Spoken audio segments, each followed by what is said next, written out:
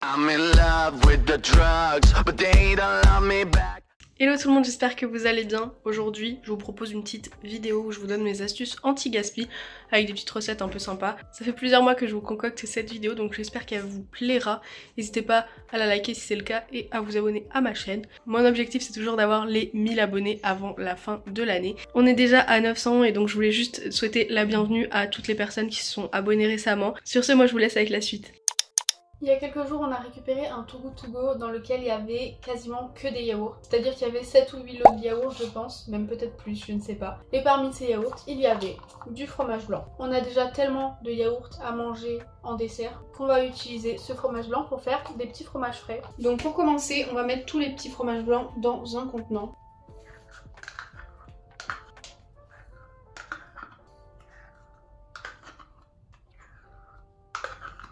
Ensuite on ajoute du sel, du poivre, éventuellement des épices et on mélange le tout. Ensuite on attrape un saladier, une passoire et un torchon. On met le mélange de fromage blanc dans le torchon qu'on presse au maximum et sur lequel il faut mettre un poids pour appuyer pendant plusieurs heures de façon à ce que toute l'eau sorte en fait de cette boule de fromage blanc.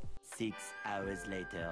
Quelques heures plus tard ou alors le lendemain, j'aime bien changer de torchon parce que le torchon qu'on a utilisé là, il a pris beaucoup l'humidité et je veux voir s'il y a encore de l'humidité à enlever. C'est pour ça que je préfère faire en 2 fois, mais en une fois ça peut être tout à fait suffisant et on répète finalement l'opération qu'on a fait juste avant. The next morning. Quand vous avez terminé ces étapes, vous allez enfin pouvoir sortir votre petit fromage de son torchon. Vous pouvez le mettre directement dans une boîte comme moi j'ai fait, ou alors le rouler en petites boules et le faire rouler dans du poivre, des graines, des épices ou des herbes, c'est vous qui voyez. Ou sinon vous pouvez le déguster directement comme ça sur du pain de mie, des biscottes, ce que vous voulez. Et voilà, j'espère que cette petite recette vous plaît.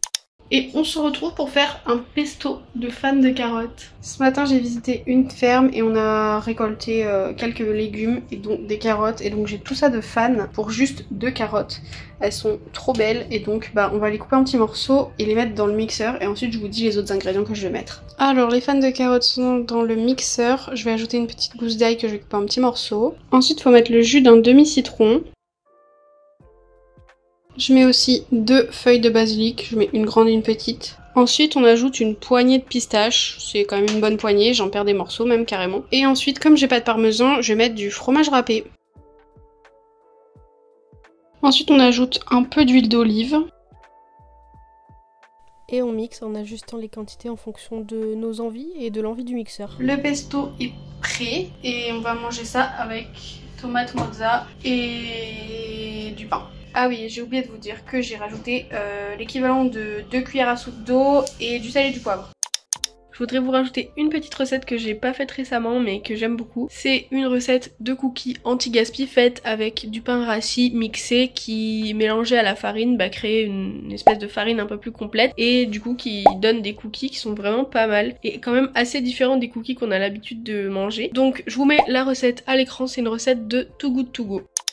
Dernière recette de la vidéo, quand vous avez du pain de mie un petit peu rassis ou des croissants rassis, c'est un classique mais faire des croque-monsieur et des croissants au jambon, on adore. Alors pour ça du coup le croissant je l'ai coupé en 2, j'ai mélangé du lait avec de l'œuf battu et j'ai trempé ça dedans. Ensuite je mets des tranches de fromage fondu pour burger, des fois je mets du fromage normal mais j'en fais vraiment pas souvent ça pour le coup, et du jambon, mais après ça peut être déclinable avec du saumon, c'est délicieux.